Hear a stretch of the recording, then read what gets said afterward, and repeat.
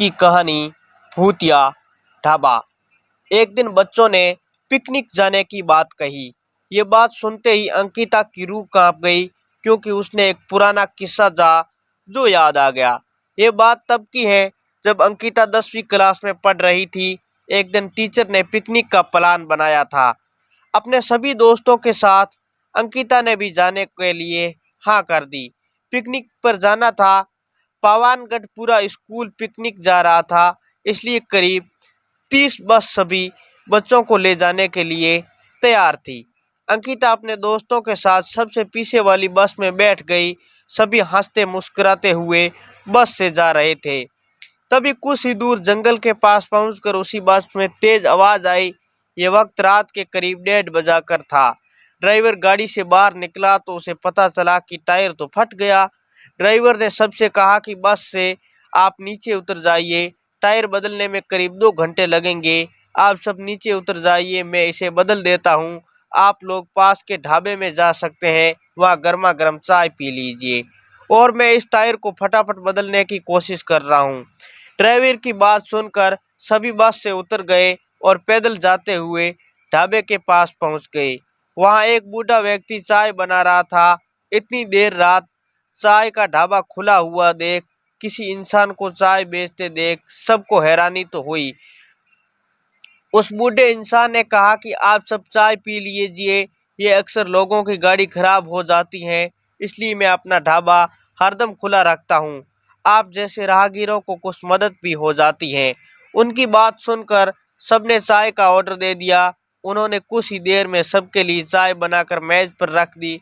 चाय पीते ही अंकिता की आंखें एकदम ढाबे की छत की तरफ गई। वहां अंकिता ने एक औरत को सफेद रंग की साड़ी में खुले बाल लहराते हुए देखा। कुछ देर बाद वो जोर जोर से हंसने लगी। भले ही हंसने की आवाज किसी और को नहीं सुनाई दे रही थी, लेकिन अंकिता के उस मुंह में खोल खोल कर अंकिता ने ऐसा ही देखा था। ये सब देखकर अंकिता ने डर के मारे आंखें नीचे झुका ली। कांपते हुए किसी तरह से अंकिता ने चाय दोबारा पीना शुरू ही कर दिया था। उसी वक्त जोर जोर से किसी के चिल्लाने की भी आवाज जंगल की ओर से आई। ढाबे में बैठे सभी बच्चे और टीचर उस आवाज को सुनकर डर गए। सबको डरा हुआ देखकर बूढ़े इंसान ने कहा कि मैं देखकर आता हूँ क्या हुआ है, आप लोग यहीं बैठे रहो। इतना कहकर वो आवाज की तरफ बढ़ गया। तभी एक लड़की को खून की उल्टी लगातार होने लगी। उसको देखकर सबकी हालात और खराब हो गई। उसी समय एक टीचर ने कहा कि तुम सब आग जलाओ और उसे बगल में बैठ जाओ। सबसे मिलकर आग जलाई। गोल घेरा करके टीचर के कहे अनुसार सख्त लहजे में सबसे कह दिया कि अकेले में कोई नहीं जाएगा। वैसे भी इतना सारे डरे हुए थे, अकेले में किसकी जाने की हिम्मत नहीं हो रही थी। आग के पास बैठे बैठे 3 बज गए थे। तब कहीं जाकर बूढ़ा इंसान जंगल से लौटकर वापस आया। उसने उसकी तरफ देखा और कहा कि उस चीख को सब भूल जाना, नहीं तो सबको जीना मुश्किल हो जाएगा। इतना कहकर वो ढाबे के अंदर चला गया।